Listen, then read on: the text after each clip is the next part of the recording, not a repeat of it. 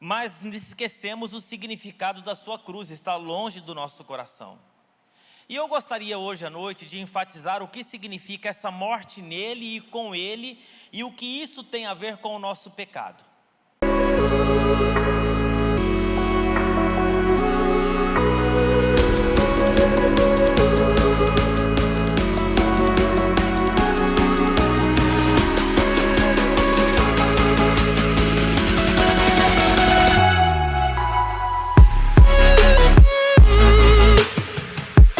Glória a Deus. Pode se sentar. Que inspiração, que momento maravilhoso, que momento glorioso de nós estarmos na presença do Senhor, adorando, louvando. Nós tivemos um culto da manhã aqui também, às 7h30. Pastora Márcia ministrando. Foi um tempo assim muito gostoso, maravilhoso. E esse louvor então, né, a gente nos restaura, né. Eu quero trazer hoje para você uma reflexão. Quem aqui já votou? Levanta a mão. Vê quem votou. Olha, o povo acorda cedo para votar, hein? Eu não votei ainda não, eu tenho que votar, né? Tem que ir lá, depois do culto eu vou. Você que está em casa, que Deus abençoe a sua vida, que você agora fique totalmente aqui conectado comigo, nesse momento da ministração da palavra. Coisas extraordinárias, já aconteceu aqui cura, já aconteceu aqui restauração, já aconteceu aqui renovação, porque o louvor tem esse poder. Eu quero convidar você que está em casa o seguinte: não saia daí sem antes a gente orar, amém? Antes de eu pregar, vamos fazer aqui um momento de, como que fala? Não sei se é conexão, interação. A gente reclamava muito no tempo da pandemia que a gente não podia fazer nada, né? Não pode cumprimentar, não pode abraçar, não pode falar, não pode fazer nada. Hoje você pode. Então, fique em pé agora, vai, todo mundo. Muito bem, eu quero que você cumprimente uma pessoa que você não conhece, ou que você não vê. Pergunte o nome dela, fala: qual é o seu nome? É a primeira vez que você está aqui nessa comunidade? Eliezer, sai aí do seu lugar.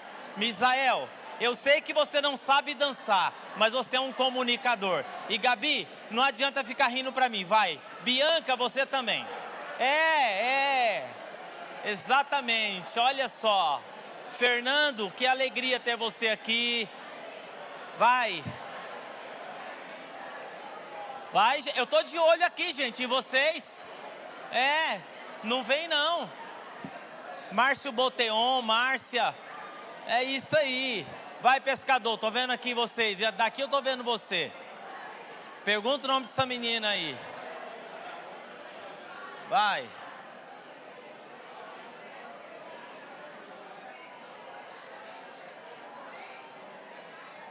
Agora volta para o seu lugar e assenta. Muito bem. Que o povo gosta de feira. O povo gosta de uma feira, né? Você dá uma liberadinha assim, o povo já quer fazer uma festa. Olha só para você ver como que a gente estava ensaiando aqui no nosso coral. Teve um dia, eu falei: tá meio frio, eu vou trazer um cafezinho. Trouxe um cafezinho, coloquei aqui do lado. Aí o pessoal: nossa, que gostoso, um cafezinho aqui, estou ensaiando no coral, de vez em quando eu subo ali e pego um cafezinho. Na outra semana eu falei assim: vou inovar, vou levar um chá. Trouxe um café e trouxe um chá. Aí uma irmã resolveu trazer uma bolachinha, um outro negócio. Irmão, de repente eu vejo chegar aqui uma bandeja de pão de queijo. Eu falei: meu, esse ensaio vai virar feira, e daqui a pouco a maestrina vai dar um grito aqui, vai botar tudo no carro. Eu falei assim: quem é que estava com a cabeça, irmão, de trazer uma panela de pão de queijo aqui? Eu falei: tira tudo isso aqui. Não foi, Misael? Aí eu decretei uma lei. Eu falei: gente, o negócio é o seguinte: se a gente não brecar, até no nosso musical de Natal vai ter um porco no rolete no púlpito. E o povo ensaia e corta o porco e come. Eu falei: não dá. Vamos aqui na reflexão da palavra hoje. Deus possa nos abençoar. Romanos no capítulo 5. Romanos capítulo 5, verso 8. Feche os seus olhos e vamos orar. Deus nosso Pai, invocamos o Teu nome e o nome do Teu Filho, nosso Senhor. Clamamos que o Teu Espírito Santo nos guie em toda a verdade e nos conduza ao entendimento da Tua vontade. e realize em nós o teu querer para a glória do teu nome. Nós pedimos como o Senhor tem feito durante todo esse culto, em nome de Jesus. Romanos capítulo 5, 8 diz assim: Deus prova o seu amor para conosco, que em Cristo Jesus morreu por nós, sendo nós ainda pecadores. Vou ler de novo. Deus prova o seu amor para conosco em Cristo Jesus, morreu por nós, sendo nós ainda pecadores. Deus prova o seu amor para conosco. Deus prova, Deus revela, Deus demonstra, Deus expressa, Deus deixa claro que nos ama, por isso Cristo morreu por nós, quando nós ainda éramos pecadores. Você pode interpretar a cruz do Calvário como você quiser, mas você não pode deixar de fora o fato de que a morte de Jesus na cruz tem a ver com o nosso pecado, está relacionado com o fato de nós sermos pecadores. Quando nós celebramos a ceia, essa aqui que o pastor Lauro ministrou, diz que nós deveríamos fazer regularmente, sempre partindo o pão, né, e tomando o cálice, e sempre que nós sentássemos à mesa do Senhor, nesse momento aqui, nós deveríamos assim juntos, nós deveríamos fazer em memória, lembrar. Sim, é possível esquecer Jesus. É possível esquecer, ele fala assim, fazei em memória de mim. Lembre-se da minha morte, lembre-se do que eu fiz, lembre-se do que aconteceu. Porque para muitas pessoas, Jesus, é bem possível que esteja com o nome de Jesus nos lábios, mas esquecemos o significado da sua cruz, está longe do nosso coração. E eu gostaria hoje à noite de enfatizar o que significa essa morte nele e com ele, e o que isso tem a ver com o nosso pecado. Especialmente para uma sociedade, que é a nossa sociedade, que eu chamo assim de sociedade secularizada, uma sociedade terapeutizada, uma sociedade relativizada, que a moral, cada um tem a sua moral, cada um tem o seu conceito de pecado, e o conceito de pecado se foi, e hoje nós não temos mais pecado. Nós temos fraquezas, nós temos equívocos, nós temos falhas, mas na verdade o que nós temos é pecado. E se a gente não tomar cuidado, a gente começa a levar a nossa vida por esse caminho, que tudo é relativo. A cruz de Cristo nos chama para esse fato, o pecado, para o fato de que Cristo morreu por nós, sendo nós ainda pecadores. Isso tem a ver com o amor de Deus por nós. Então o que é pecado? Se nós perguntássemos para uma criança que frequenta a escola bíblica aqui, que trabalha com a tia Pati, toda a equipe do nosso departamento infantil, com certeza ela vai dizer, o que é pecado? Ela vai fazer assim, pecado é fazer o que o papai do céu não gosta. É isso que é pecado, tá certo. Pecado é fazer o que o papai do céu não gosta. Pecado é fazer o que Deus não quer, fazer coisas erradas. É verdade, pecado é fazer coisas erradas, e pecado também é deixar de fazer aquilo que é certo. Na linguagem do apóstolo João, ele diz o seguinte: pecado é transgressão da lei. Numa expressão da nossa teologia, da Igreja de Santidade, pecado é uma transgressão voluntária de uma lei de Deus conhecida, feita por uma pessoa moralmente responsável. Isso é pecado. Pecado tem a ver com o nosso comportamento moral. Na lei de Moisés, se você conhece bem o decálogo, né? Está escrito lá, pecado é não matar, os 10 mandamentos indicam, né? Não matarás, não roubarás, não dirá falsos testemunhos. Então pecado é mentir, é roubar, é cobiçar, é adulterar, isso é pecado. Pecado é transgredir a lei. Pecado tem a ver com os nossos comportamentos, não só os nossos comportamentos, com as nossas motivações e os nossos pensamentos. Jesus diz que nós não podemos, às vezes nós não matamos, né? Mas se nós odiarmos, é o mesmo que matar. Já imaginou um negócio desse? Você tem ódio, você tem uma raiva. Então o pecado é aquilo que a gente faz ou deixa de fazer. Em resumo, na carta do apóstolo Paulo aos Romanos, no capítulo 7, ele diz o seguinte, que tem um dilema dentro dele. Olha que interessante. Um dilema na sua consciência. E que dilema é esse? Ele diz o seguinte: o que eu quero fazer, eu não faço. Mas o que eu não quero fazer, isso eu faço. Então ele está nos chamando para essa primeira e mais elementar definição de pecado, que pecado é deixar de fazer o bem que devemos fazer e fazer o mal que nós não devemos fazer. Ele diz assim: o bem que eu quero fazer eu não faço, o mal que eu não quero fazer eu acabo fazendo. Ele está dizendo o seguinte: eu percebo que existe algo dentro de mim que me sabota, existe algo dentro de mim que me empurra. Às vezes eu não quero fazer uma coisa, mas tem alguma coisa dentro de mim me empurrando para eu fazer aquilo, e fica me empurrando, e fica me empurrando. Existem coisas que eu não quero fazer, mas existe uma força, um sentimento dentro de mim, que fica me empurrando e que sabota a minha vontade. Quando eu quero fazer o bem eu não consigo, e eu observo que tem algo dentro de mim sabotando a minha vontade em direção ao bem. E quando eu não quero fazer o mal, eu faço. Então, essa alguma coisa dentro de mim, o apóstolo Paulo vai dizer assim, que há um poder que se chama pecado. Se eu não faço o bem que eu quero e faço o mal que eu não quero, então uma coisa é o conceito de pecado como coisas que fazemos ou deixamos de fazer. Então isso é um conceito de pecado, coisa que fazemos ou deixamos de fazer. A outra coisa mais profunda é esse poder que atua dentro de nós. É essa coisa que está desarrumada no nosso interior, esse pecado que não tem a ver com o nosso comportamento moral, mas tem a ver com a nossa condição humana. É um pecado que tem a ver com a nossa condição humana. Paulo não diz assim, que Deus prova, olha que interessante, o seu amor para conosco, em que Cristo Jesus morreu por nós quando cometíamos pecado. Não é isso que ele fala. Ele não fala que Cristo morreu por nós quando nós cometíamos pecados. Ele fala que Cristo morreu por nós quando nós éramos ainda pecadores.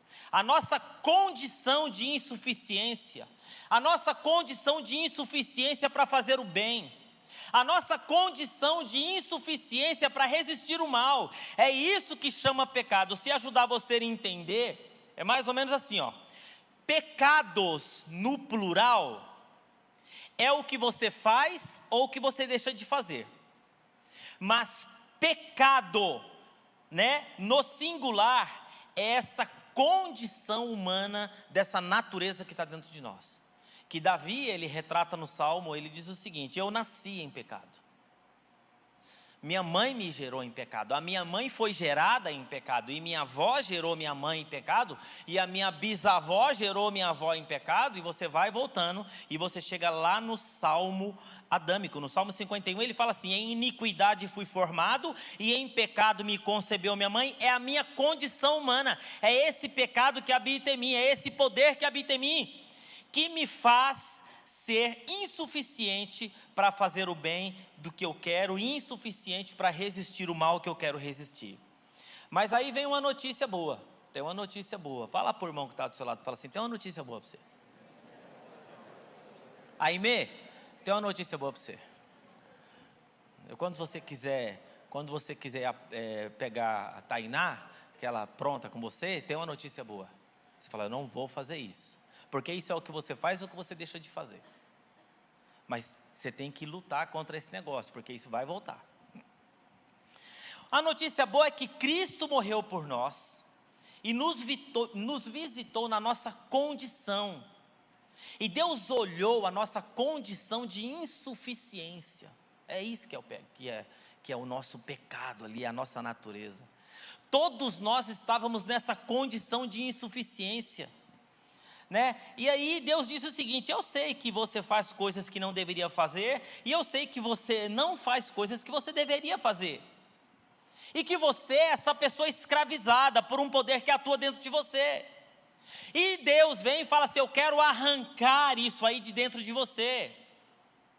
Então, a morte na cruz do Calvário, esse ato que nós participamos aqui hoje de manhã, de nos conectar e nessa lembrança da morte na cruz do Calvário, a morte na cruz do Calvário faz isso, a morte que nos substitui. Quando Jesus morreu por nós, Ele morreu em nosso lugar. A cruz de Jesus é substitutiva.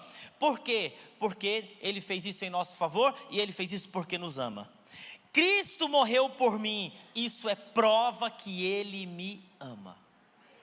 Deus prova o seu amor, Deus deixa claro, Deus mostra, Deus ele está mostrando, Ele deixa claro isso, os meus pecados. Agora olha que interessante, se Deus provou, e Deus derramou o seu sangue, Ele foi na cruz, por amor a nós, que o meu pecado e os meus pecados, eles não estão mais no caminho da minha relação com Ele. Por quê? Porque isso é uma coisa resolvida. Sim ou não? Não estão mais.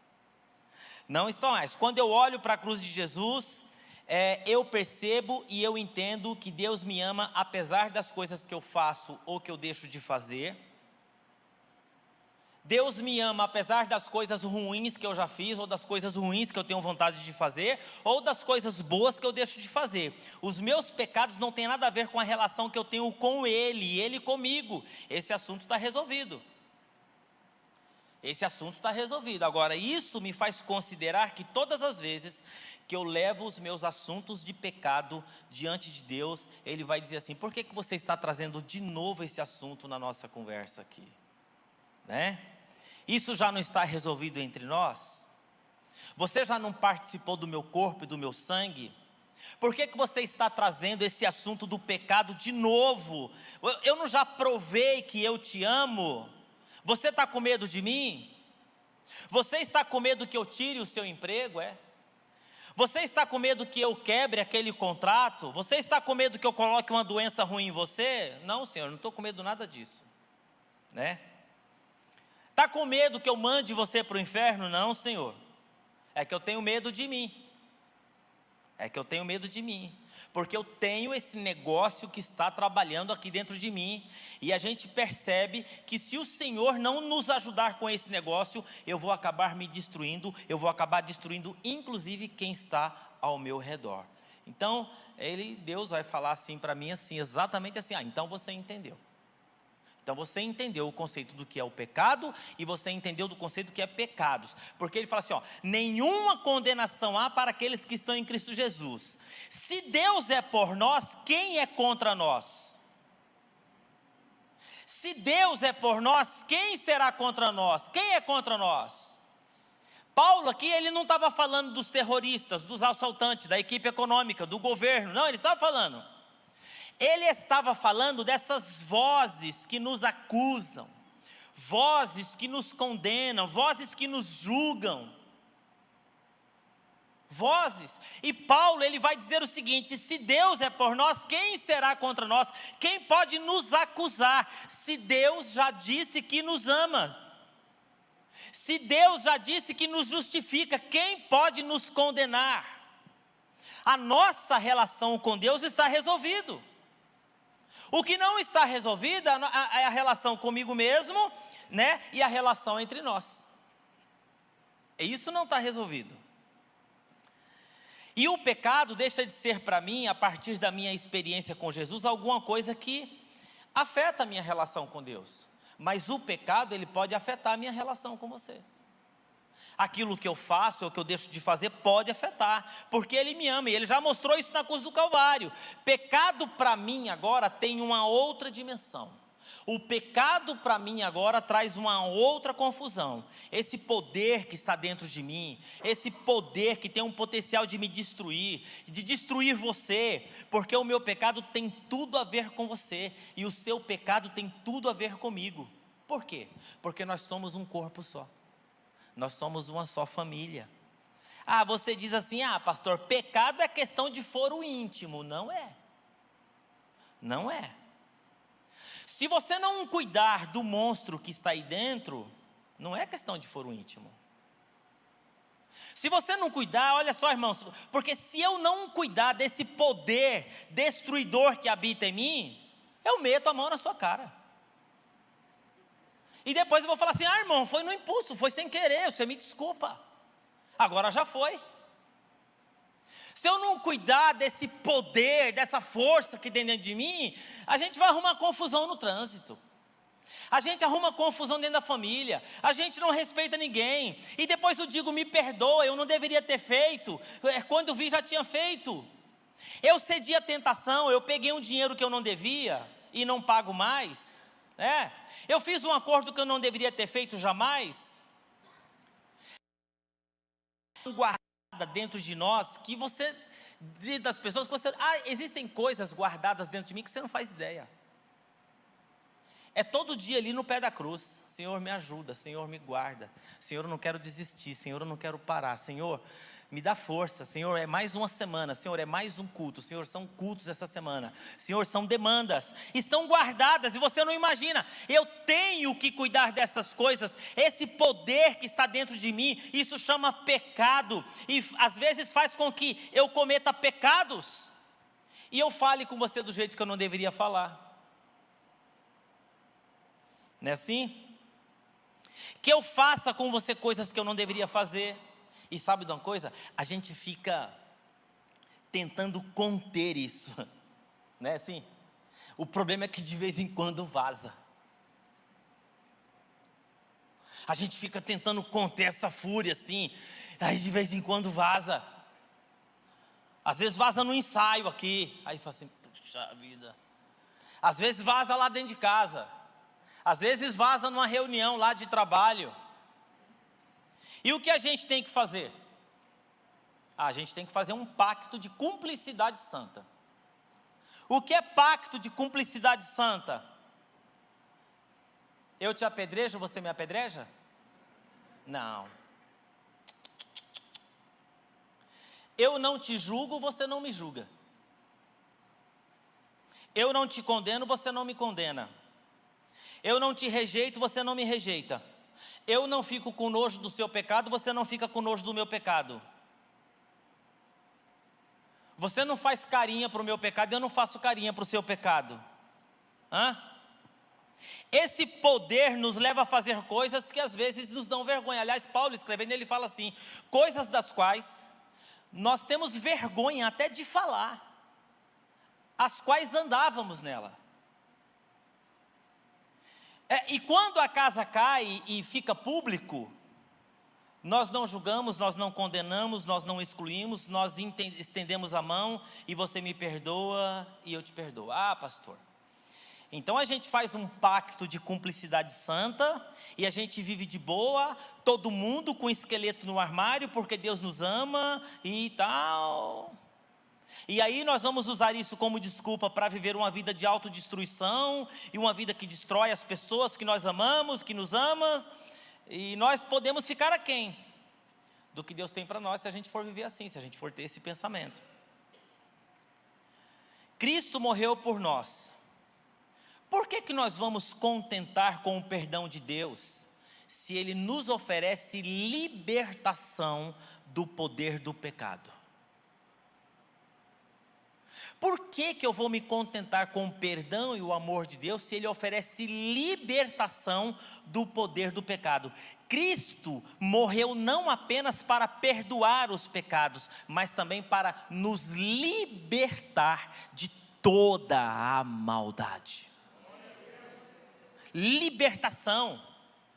Por que nós vamos nos contentar com a vida medíocre? Nós não precisamos.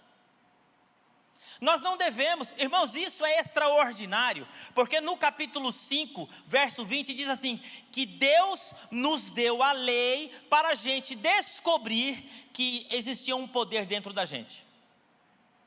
A lei, está lá em Romanos, ela foi introduzida para que a transgressão fosse ressaltada. A lei é um negócio mais ou menos assim, é como Deus brinca com a gente assim, eu duvido.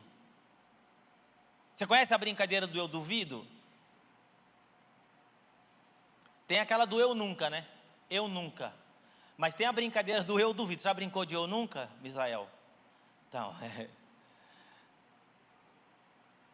Então Deus brinca com a gente do eu duvido. Você se acha uma pessoa virtuosa? Você se acha uma pessoa virtuosa? O que você acha?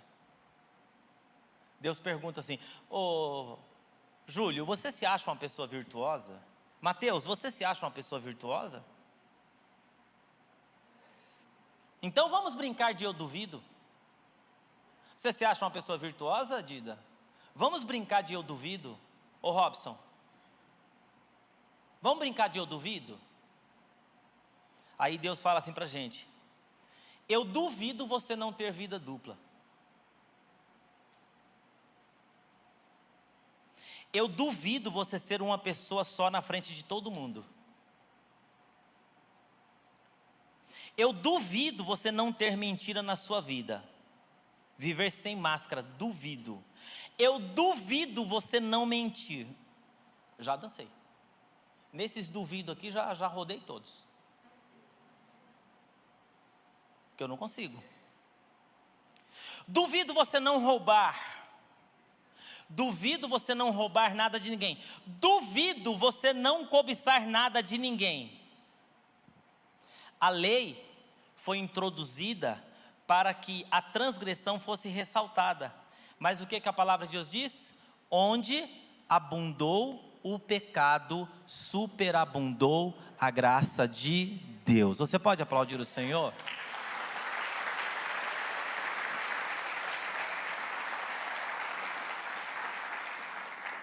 Aí Deus diz assim, descobriu que não consegue?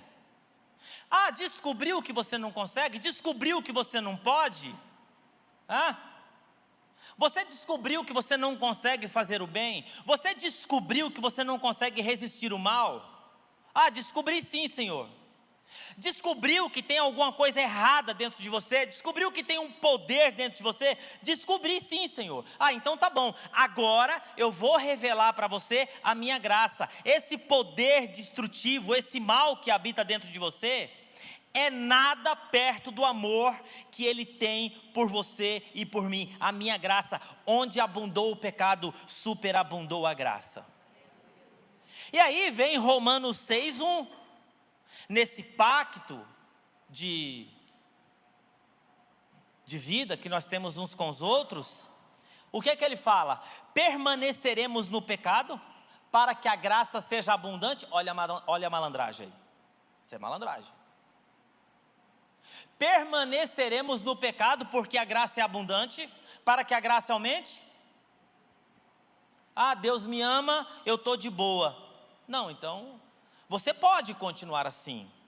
Se você quiser destruir você e os outros, siga o caminho da destruição.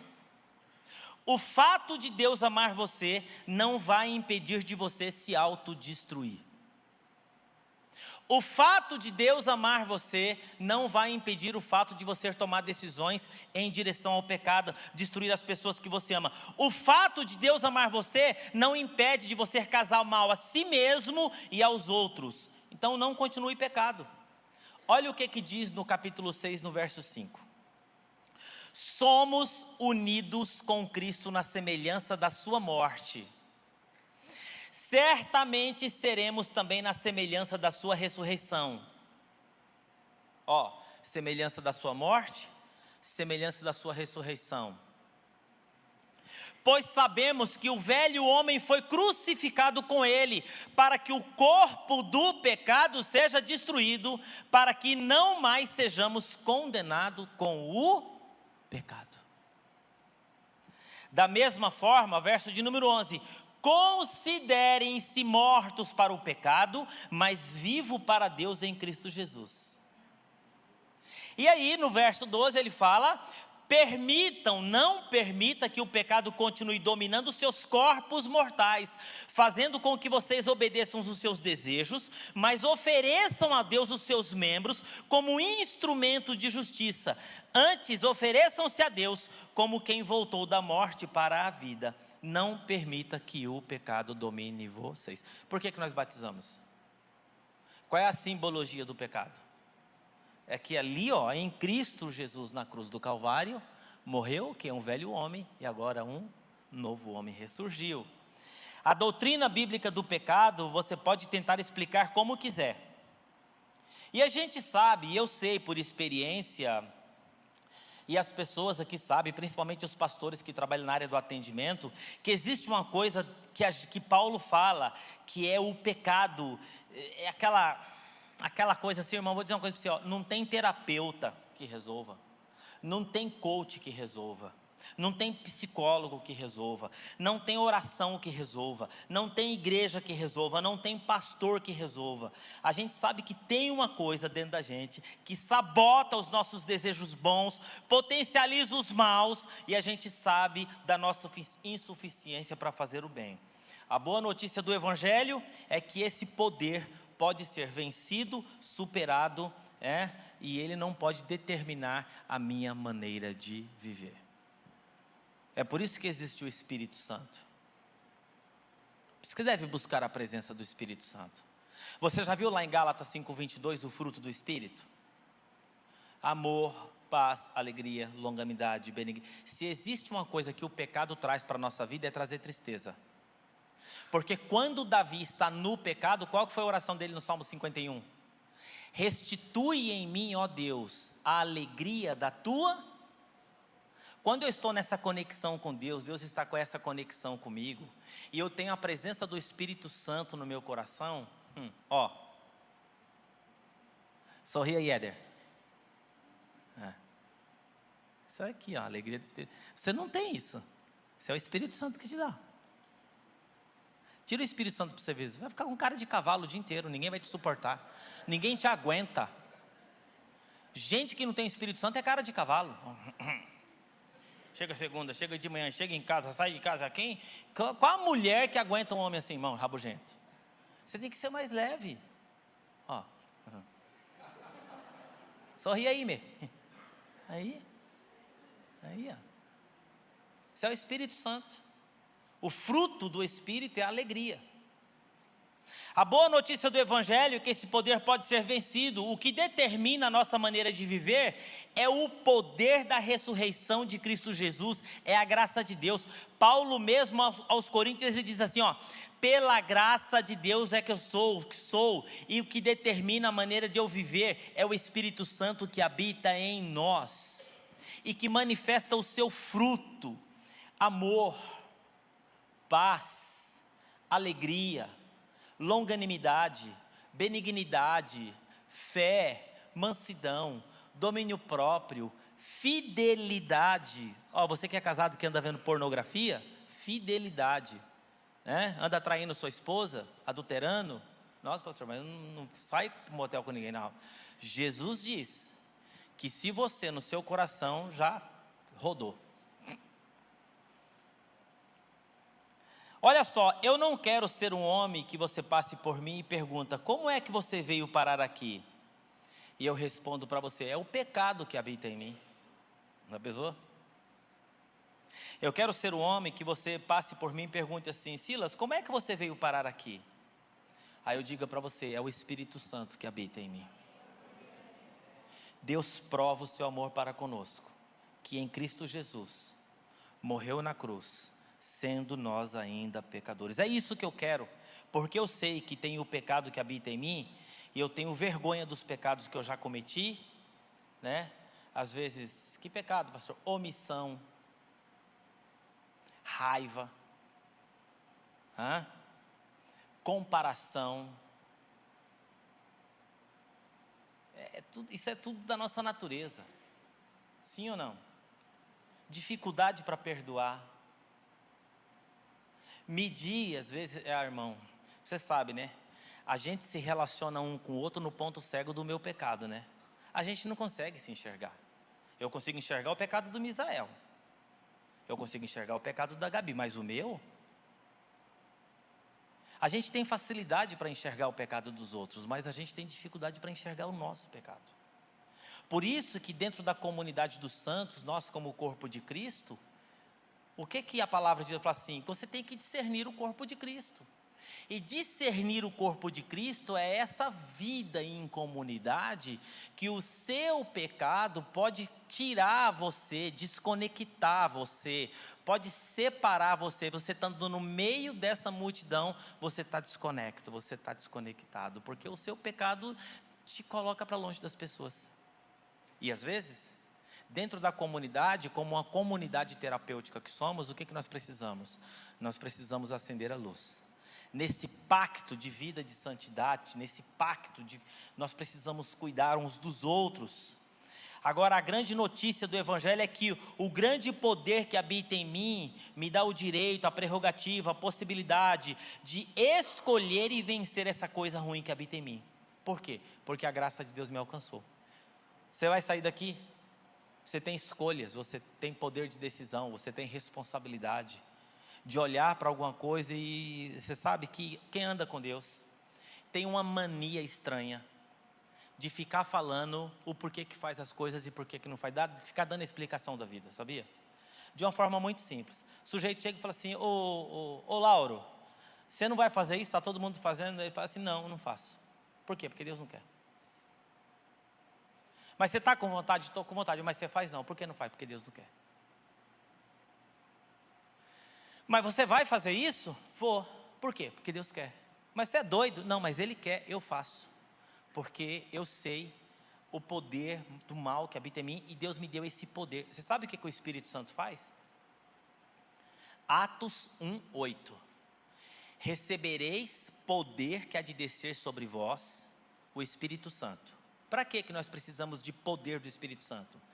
Para sermos testemunhas do Evangelho de Jesus. Sem a presença do Espírito Santo, vai ser o monstro que há em mim que vai falar. E aí não vai testemunhar de Jesus coisa nenhuma. Aí o irmão que vota no outro partido, você já vira a cara com ele, você já fala que ele não é seu irmão, você já fala que ele vai para o inferno, desgraçado, porque se você fosse crente de verdade, desgraçado e tal, né? Aí o outro irmão que gosta do verde e amarelo, das cores do Brasil, você fica chamando ele de bolsomínio, e isso não é Espírito Santo, você me desculpa. O que determina a nossa relação não é o nosso partido político. Apesar de nós fazermos escolhas alinhado com os nossos valores e princípios da palavra de Deus. Isso aí é uma coisa que eu deixo claro. Mas o que me coloca em relação com as outras pessoas é o amor, é a cruz. Por quê? Porque na cruz, amigo, eu tentei fazer a brincadeira com Deus aqui como que era? Eu duvido, eu não passei. Eu não passei. E não importa se você é de direita, ou se você é de esquerda, ou se você é de centro, ninguém passa. Eu duvido. Eu duvido. Eu duvido. Jesus morreu. Deus quer dar-nos vida, essa nova posse. Deus quer te dar vitória sobre a vida medíocre. Tome posse de Deus, da vitória sobre o poder do pecado. Tome posse hoje. Jesus não só para nos perdoar os pecados, Jesus morreu para nos libertar do poder do pecado, né? Sabe de uma coisa? O pecado ele tem um poder muito grande de nos enfraquecer, nos destruir, arrancar pedaços da gente, né? E aí vou falar uma coisa para você: se a gente não se submeter à cruz de Cristo, irmão,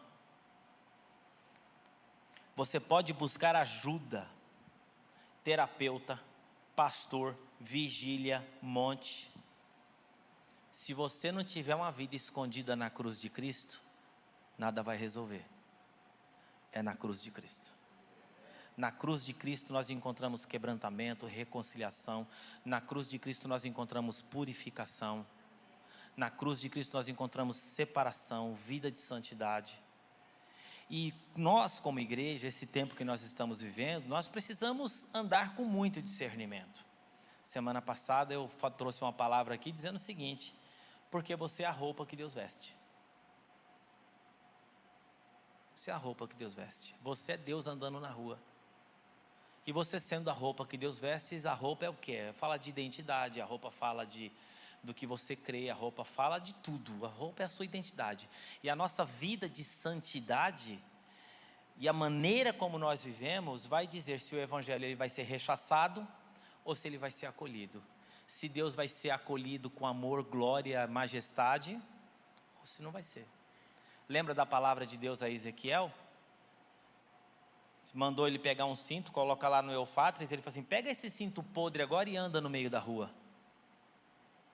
Aí ele andou. Aí Deus fala assim: você experimentou esse constrangimento? Você experimentou essa vergonha? Você experimentou o que é estar sujo na cidade, no shopping?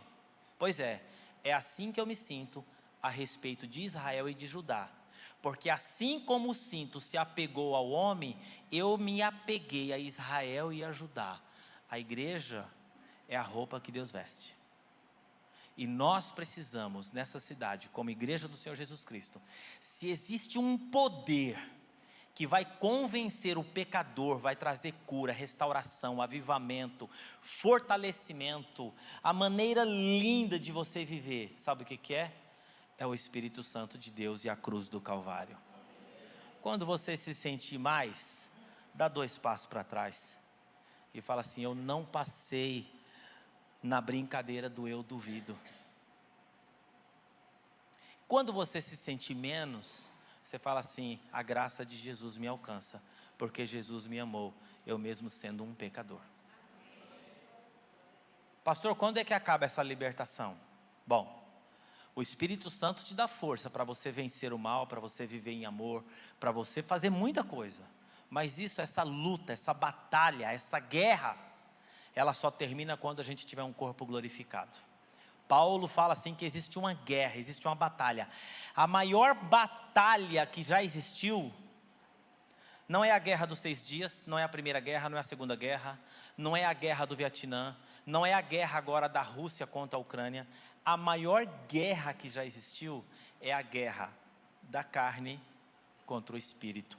O apóstolo Paulo fala: quem me livrará desse corpo de morte? Mas sabe o que ele fala? Um dia ele fala assim: tragada foi a morte pela vitória de Cristo Jesus na cruz. Vamos andar de forma bonita, vamos andar de forma bela, vamos andar curando, restaurando, ajudando uns aos outros, porque é assim que nós temos que caminhar. Nós não conseguimos, mas Jesus morreu na cruz, mesmo nós ainda sendo pecadores. Eu tenho muita dificuldade com pessoas que às vezes colocam régua, fica medindo Deus, né? Deus é assim, Deus funciona assim, Deus trabalha assim, Deus faz desse jeito, Deus não faz assim, Deus assim, Deus assim. E aí a gente começa até, quando a gente conhece, tem gente que conhece a Deus para chuchu, porque quem conhece a Deus para chuchu, fica estabelecendo até a maneira que as pessoas devem viver. É porque eu conheço a Deus. Como se Deus fosse um objeto, que eu pego uma lupa, olho lá e falo assim: agora entendi tudo. Ou dou um Google lá, leio lá um artigo sobre Deus, conheço Deus. Leio 3 livros, conheço Deus. Deus, Ele é da ordem do espanto. Deus é da ordem do extraordinário. Deus, Ele é o singularizado. Deus é o outro. Não existe nada, ninguém como Deus. E é diante desse Deus que estamos. E é diante desse Deus que nós devemos andar em santidade. Amém? Vamos ficar em pé. Estou terminando minha mensagem também. Já falei o que tinha que falar e não adianta falar, porque já falou. Você sabe, amém? Amém? Glória a Deus. Então você vai sair hoje aqui. Eu não sei onde você vai caminhar, onde você vai pisar o seu pé, com quem você vai conversar, com quem você vai falar. Mas se essa compreensão do eu duvido e dessa consciência que existe algo aqui dentro que fica lutando o tempo todo, me impedindo de fazer o bem e me ajudando a fazer o mal, essa consciência, nós temos que colocar tudo isso debaixo do pé da cruz. Tem uma música que fala: e se eu chorar aos pés da cruz, clamo em nome de Jesus. Não é assim? Do menino que canta aí. Como que é o nome dele? Pronto, já foi revelado aqui. Kleber Lucas. Dá a mão para o irmão que está do seu lado. Faça essa oração junto comigo. Repete essa oração, fala: Senhor Jesus, eu sei que há um poder dentro de mim que me impede de fazer o bem que eu quero fazer, e me dá força para fazer o mal que eu não quero fazer. Todos nós, essa manhã, como igreja, nós de mão dadas queremos ir para a sombra da tua cruz.